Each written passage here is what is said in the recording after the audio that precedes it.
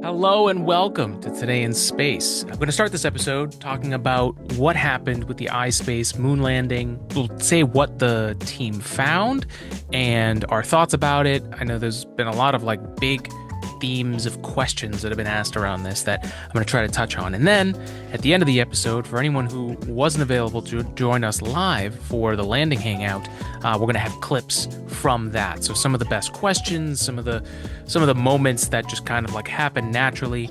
But if you're interested in getting to learn more about space or having someone there to ask questions that's not AI or something like that, that's what we're doing on those live hangouts. So make sure to follow us online, Today in Space Pod on Instagram and on X, and then at Today in Space on TikTok and Today in Space Podcast on Facebook. And that's a great place if you just want to ask questions about space and learn a little bit more. Join a community of people that are watching this all live. So go check out those lives, follow us online, because that's where we're going to be doing those live, including our YouTube channel. Of course, if you want to ask a question anytime or you're a little shy and you don't want to jump into the chat or anything live, we've got an email, todayinspacepodcast@gmail.com. We can ask your question anytime or ask for topics that you'd like us to cover here on the show. So, iSpace M2. This is the second attempt by the Japanese company iSpace. It's a publicly traded company in Japan. It was a very interesting mission. The tenacious rover, right? This micro rover that was going to be on board and had a camera and a mini shovel. And if it had landed successfully, we would have gotten HD views of this micro rover traveling on the moon.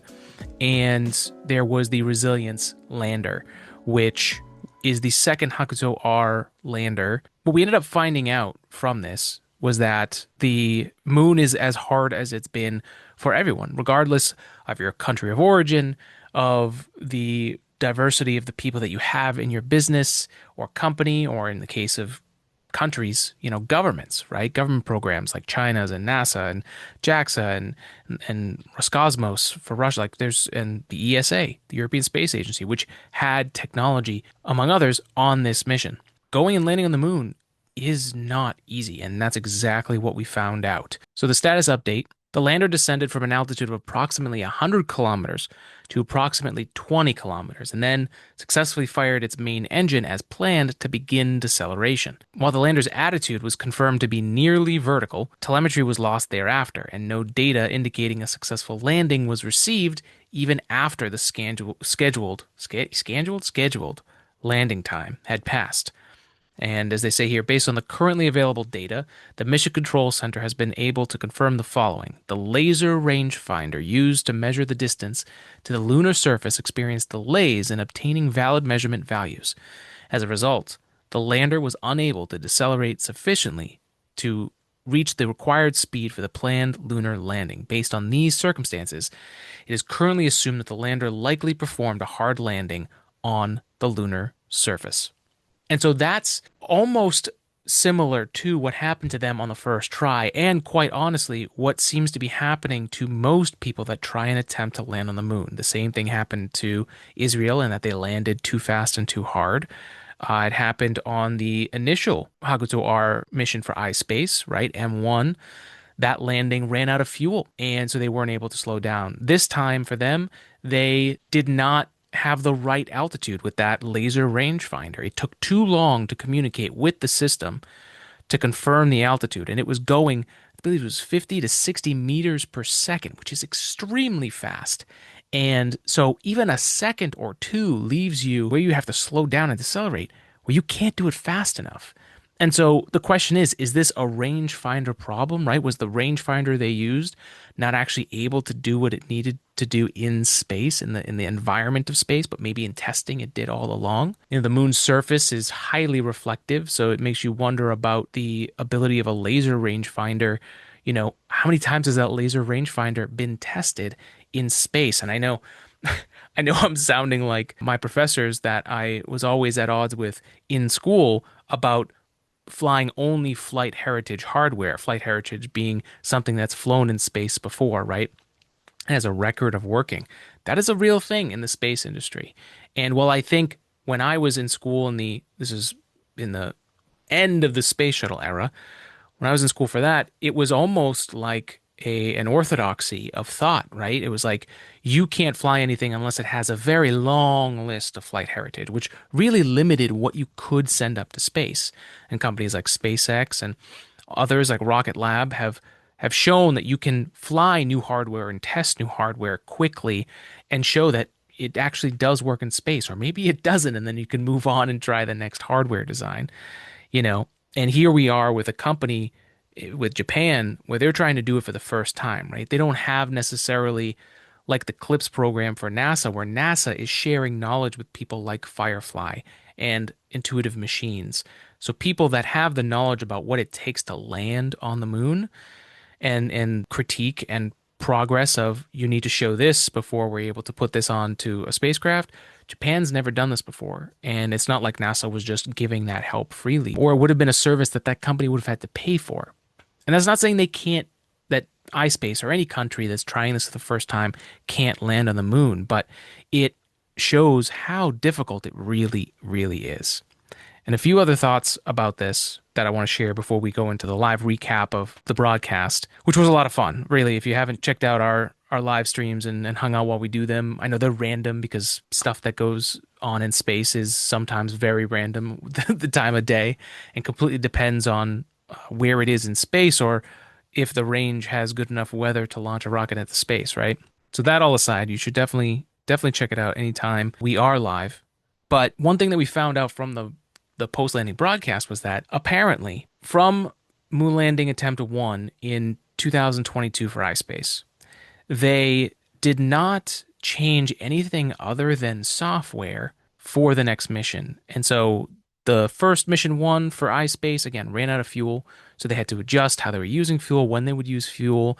And I'm sure there's plenty more that I haven't even touched on. But that was the answer we were given from the leadership, the technical leadership of iSpace. And so when you have something like the rangefinder failing to communicate fast enough with the system to fire the engines to decelerate properly, which means you're going to splat on the ground because it's too late, right? You had your shot, you missed it.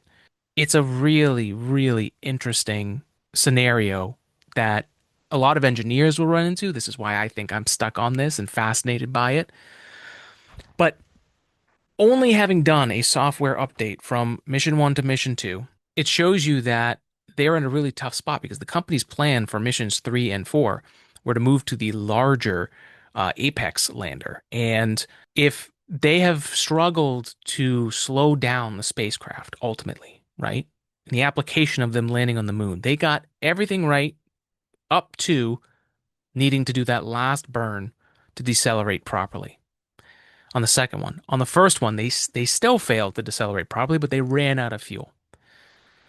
So if you're using a bigger lander, you have more momentum, which means you're going to need a really good understanding of how you're going to slow that spacecraft down, right? You've got this big thing that needs more energy to get to the moon.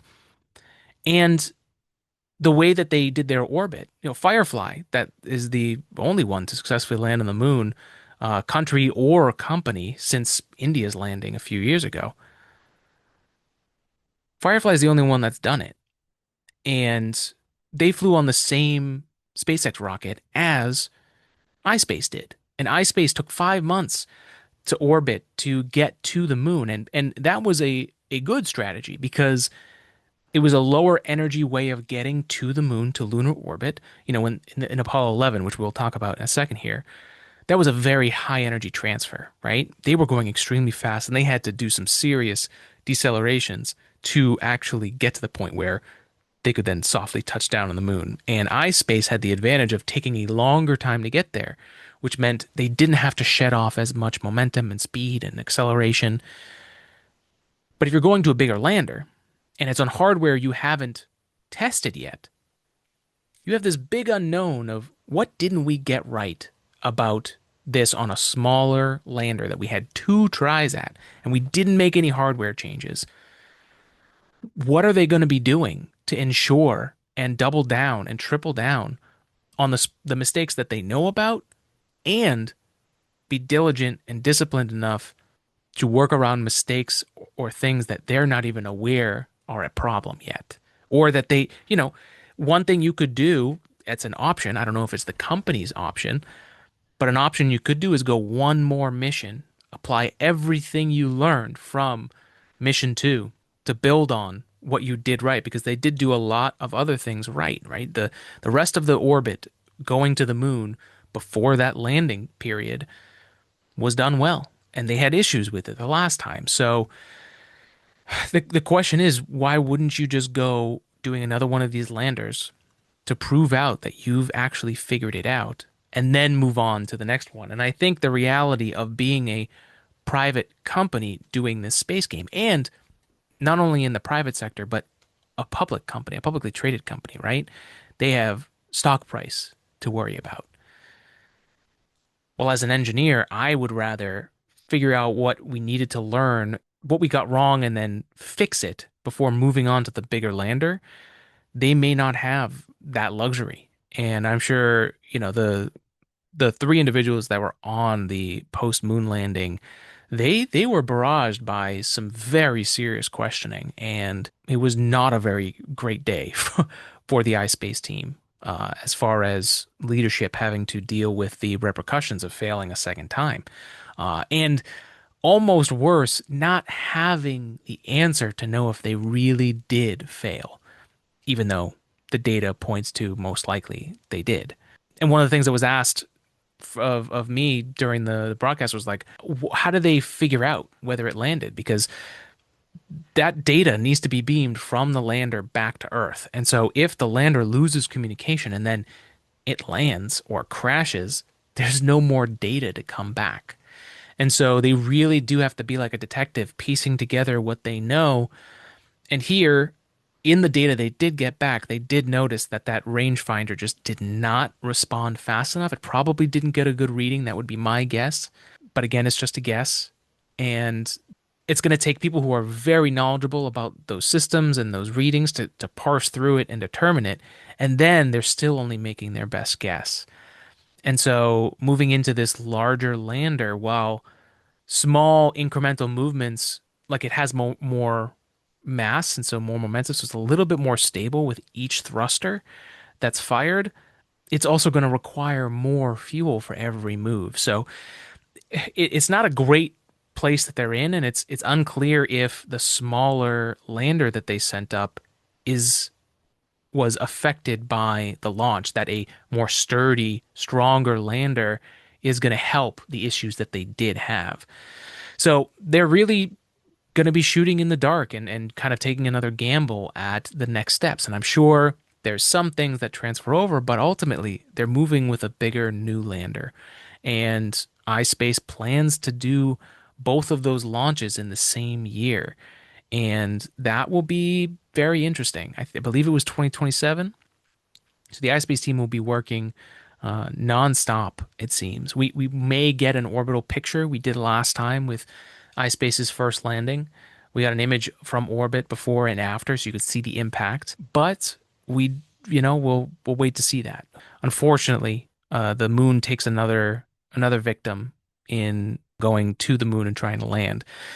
And that brings me to my last point, which is that I think one of the most impactful questions and good questions that I think people are asking around this mission is, how did the Apollo 11 moon landing, the late 60s, how did they land that with that technology? And yet with all of this technology that we have today and money and resources that we can put behind going to the moon, why is nobody, aside from Firefly, why is nobody able to land on the moon? And I think it's a great question. And I think there's an environmental factor, right? NASA of the Apollo program was a defense level budget, right? So the amount of money that they had for the space program was astronomical. And they were fighting a global arms race of getting to the moon, right? Against the Russians. And so there's a different motivation and a different cohesiveness of that group in that task. And that doesn't put down iSpace or anyone else that's attempting this now. It's not saying that they can't have something that is equally as good or as able to provide a successful mission to the moon. But there was a different attitude back then, and the people that were doing math back then were able to double check and triple check at a speed in their own head the math that was happening because they could not rely on the computers. So there was a different level of buy-in instead of kind of the position that mission control is in this robotic scenario where you're not reacting live to the feedback of the spacecraft like the Apollo 11 astronauts were. These were the right stuff astronauts, right? These were the test pilots who were arguably the best of the best, and they were able to adjust. Like even the Apollo 11 landing almost didn't happen correctly, right? But it was because of the humans on board, and that was a huge driving force between the US's approach and Russia's approach. Russia's approach was, or the USSR's approach was autonomous. Let the machine do everything and the human is there for the ride, right? They're the monkey, if you will.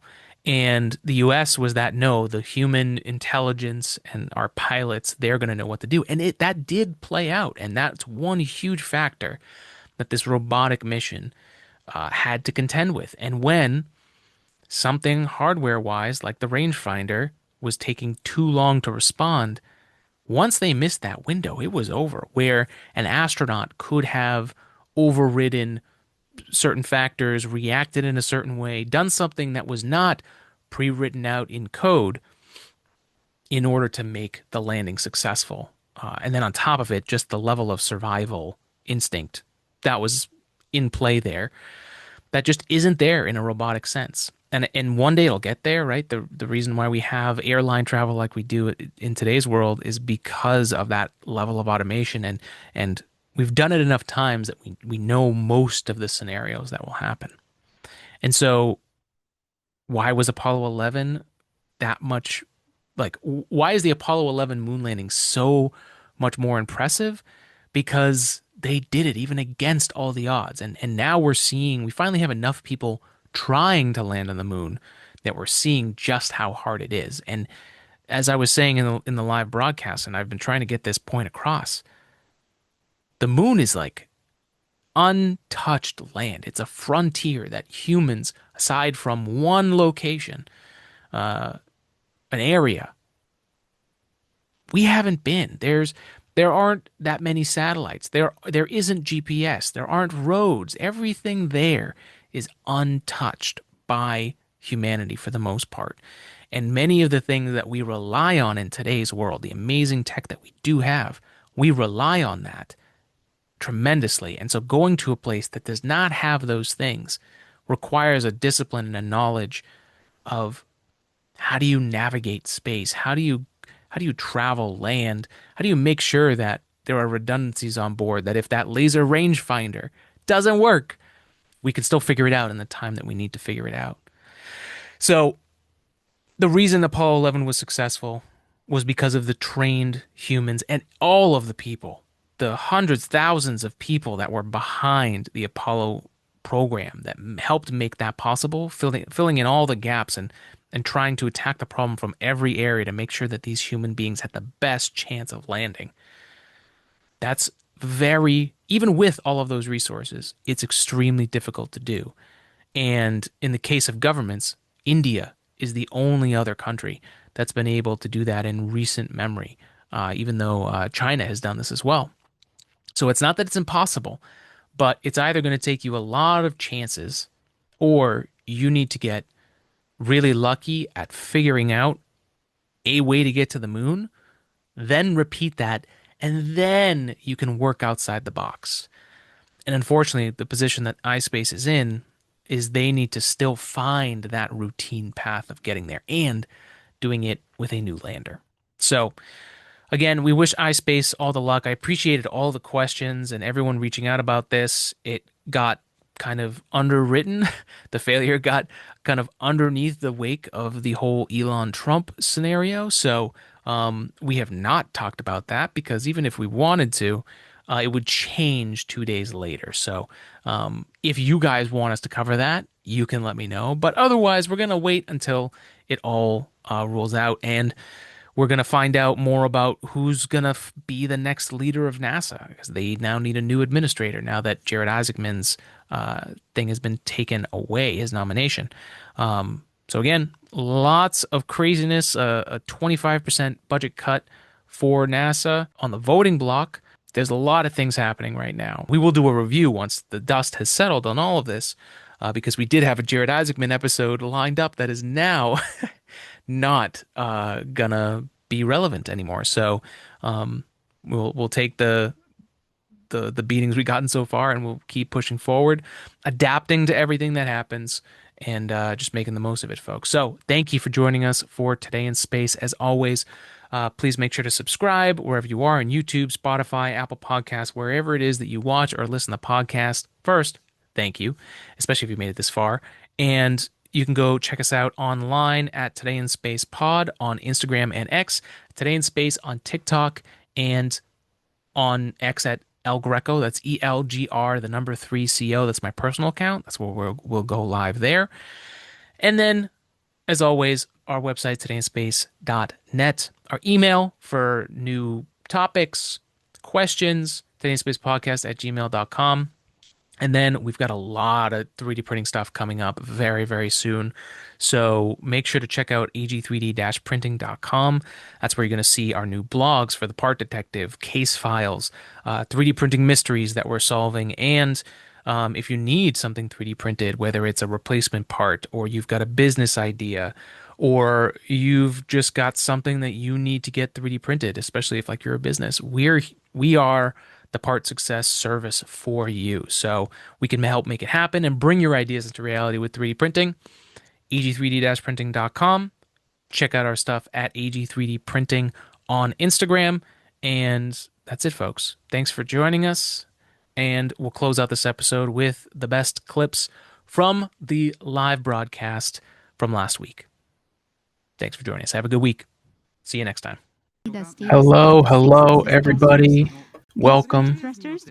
We are here for a landing hangout. It's not a launch hangout, it's a landing hangout. The Japanese company iSpace, their second attempt at landing on the moon. We have the broadcast in the background. And the original broadcast is in Japanese, so the one we're listening to is off YouTube, and this is the English version. So you're going to hear someone else translating everything. But yeah, we're here to hang out. 3:17 is roughly Eastern time, so about 45 minutes from now is when landing is. So we're here, we're hanging out. Say hi in the chat. This is your first time, let us know. If you're no G, thanks for joining. All right. So a lot of good stuff shared there. I did want to touch on some of it because I think it's really important to discuss. So the chat is open if you have any questions. But what I wanted to do was talk a little bit about that. So a lot of people will ask, I remember when I started the Today in Space podcast, this was 10 years ago, and back then the shuttle had just retired. SpaceX was not launching rockets like all the time, so it was a very different era. And when the space shuttle was retired, people thought that, you know, uh, we stopped going to space, because we stopped sending humans on American rockets. Now that's a very American thing to think, but it had been happening this whole time, right? The U.S. was paying Russia per seat to send astronauts up to the International Space Station, which has had multiple decades of continuous human traveling on board. But like that's where we've spent a lot of the resources on space. It's been in orbit around Earth. We haven't gone back to the moon since the Apollo era ended. So this is a brand new time where NASA's shooting for the moon. Artemis 1 orbited the moon robotically, and Artemis 2 is planned to launch. Um, a lot of that plan is still in flux. Artemis 3 should be using the Starship from SpaceX because they were awarded the human landing contract to go to the moon. And then all these companies have been invested. Japan having a company bringing themselves to the moon, NASA funding different companies, especially American companies like Intuitive Machines and Firefly, which was successful landing on the moon not that long ago. So there's this push to go back to the moon, but the moon is like a frontier, right? It is not something that we have gone to very far. We don't have GPS everywhere. We don't know what all the surfaces are like. We've seen footage, but we don't have a good idea of everything on the moon. So it's like traveling to the Americas for the first time. So a lot of these missions are about sending equipment that helps us understand the moon. And iSpace is one of the companies building the landers and, in this case, the micro rover that's gonna have a camera if they land successfully, which is gonna be really cool. But these are the companies that are allowing the, like, lunar economy, whatever that is, to exist, but there's demand to go to the moon and to understand it better, and China's going. Russia doesn't have many plans, but I would, wager that they're probably gonna get more involved, like they used to, and the US obviously has, uh NASA investing in companies doing this, right? So there is a huge push that's been a long time coming back to the moon, and this is one of those missions that could be very historic. So just say hi. But let's learn more about the landing phases here. After configuring the spacecraft, the team will send a command to initiate the automatic descent sequence. Throughout this time, the spacecraft will slowly get closer to the surface of the moon while reducing its speed until finally it's close enough and slow enough to gently touch on the surface of the moon. At that time, the team will regain control and will start the preparations for the surface operations phase. So just before we start the landing phase, we are about 100 kilometers above the surface of the moon, and then we start our first phase of the landing, which is the deorbit insertion. This is a very short fire from the lander, which basically tries to bring us closer to the surface of the moon. We come to Very around important 18 phase. to 25 kilometers to the moon. And once that finishes, we start the second phase of landing, which we call the coast descending phase. In this phase, the lander is basically just coasting around and trying to get closer and closer to the moon's surface. And then, right about when we are closest to the moon, which is around 18 kilometers, we All right. start the third Some of the phase, which best is the simulations braking burn I've phase. seen of the This is lunar phase where we landing. try to reduce the It shows how horizontal fast velocity everything is as actually much as moving. we can. We were going very fast, so we fire all of our thrusters, we burn very furiously, and then we try to reduce it as much as we can. And after a certain amount of time, we reach the fourth phase, which is the braking burn / pitch up phase. So we were horizontal before. This is where the money is to made. approach our landing site, and then we reach the fifth phase of our landing, which is the terminal descent phase. At this time, our lander is almost vertical. We have reduced almost all of the horizontal velocity, and now we are Loving the slowly simulation approaching view. our landing site. After about just 20 meters or 10 meters above the surface, we reach the sixth phase, which is the terminal landing. At this point, we cut off our main engines and we are only landing slowly with the assist thrusters and trying to land as softly as we can on our landing site. And once that finishes, we are at the moon. So cool. It's difficult to be a science communicator. We do space science podcast, right? So I would consider myself a science communicator. It's really not that easy to get videos that portray reality well. A lot of them are like marketing like videos, right? Where they look really cool, but they're not really telling you. It's like a space movie for the most part. There's a few that do it really well, but they're showing you things that are like not actually how things work. And that video showing the relative speed of the spacecraft, if your perspective is I'm on the spacecraft, the speeds of the lunar surface moving underneath, spot on iSpace. That was killer. I love that. ETA for landing. What's up, Rick? Uh, yes, it does seem like a many country effort. Europe, Japan, and then there's a bunch of payloads that are on board from commercial customers. I can pull that list up. But 3:17, so about 20 minutes from now. We've been lucky in the last 5, 10 years to have multiple countries attempt landing on the moon. There's China, India, um, Israel, the US, and companies, and I may be missing one. I don't know if Russia's tried to land something in a while, but um, in history, right? That it's not a long list that has done it, and a good portion of those that have launched and tried to land on the moon have failed. And it's not easy. And let's celebrate, when we hear the official announcement. So this is going to be Let's go. very quiet moment, waiting for the very, very special moment. But Well, you see this, altitude is only 5 kilometer and the speed is much less. It's like So we're going real slow. airplane It's just gonna. speed. This is what you need for Yes, yes. soft landing, you know? So 500 kilometer per hour is, yeah.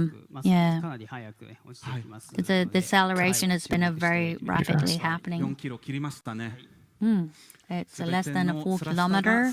All the thrusters are working perfectly, is how I see on the screen. So now it's less than a 400 kilometer per hour, and it's only 3 kilometers in altitude. This is a bullet train kind of speed, so you can probably imagine what it's like. This is everything is working out great. All right. So Under picking up, a minute. so I mean, a we're minute, moving into the 23 before. seconds. So telemetry And it's is not estimated coming, because but, the way they know is that are the lander continuously communicates back requesting to this them. announcement, So if we don't hear anything, from MCC, it didn't make thinking it, but it's there's still working. going to be a lag on when we hear. So about a minute. Just a little more. So it's less than a minute until the scheduled landing time. The animation is not caught up So yet. let's see. Again, how we the just have to MCC wait until numbers it's are. landed. Less than a minute away.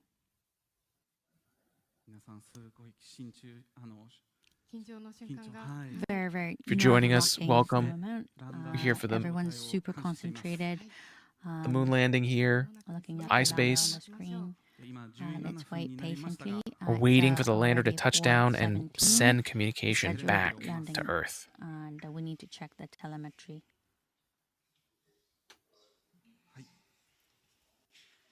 So what makes landing so nerve-wracking?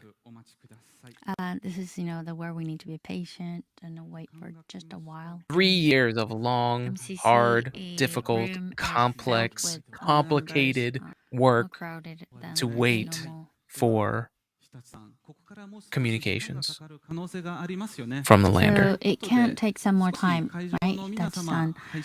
So Movement in the room. Not sure what to make of that. I think Maybe a bunch of people that just need to unwind while they wait. before sharing the status to people in the venue and those who are watching online. Now they're trying to see what they can see, probably comparing against what they expected. Who knows if they're getting Right, anything, but so it looks like we've got a little bit of activity over here.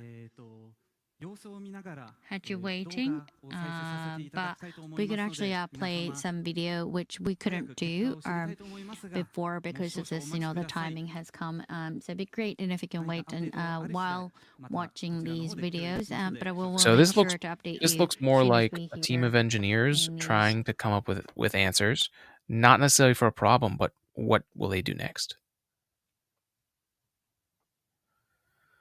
Got no audio here, but this looks like the inside of the lander. The question is, what happened? Did it land successfully and something didn't deploy that they need? Like maybe the power didn't start? Or maybe they lost power and it's not the solar panels aren't generating enough power? Could dust have been a culprit here? Are they only getting partial data and not the whole thing, there could be multiple lines of data they're looking for and they're only getting maybe, like a heartbeat, but no telemetry or no power readings, that type of thing. But really cool views here. That's the Tenacious rover there, micro rover that's on board. They're successful. We'll see that roll out onto the surface and 14 days of hopefully an HD camera and a little rover with a shovel. But for those that are just joining, we're waiting for confirmation on what happened with the lander. It seems like it's at the point where they should have heard back. We don't know yet if that's a problem, but what they're showing here, it looks like this is the resilience lander their second lander that they built that just attempted to land on the moon. It does have the ability to make adjustments for itself. It could be a communication blackout. They were, I believe, supposed to have landed in a very flat plane, but that could also mean there was a lot of debris, right? So if the thrusters are putting up a bunch of dust, that means that the antenna that's supposed to communicate data, where it is, all that stuff, say, hey, I'm alive, like that could be blocked by the dust.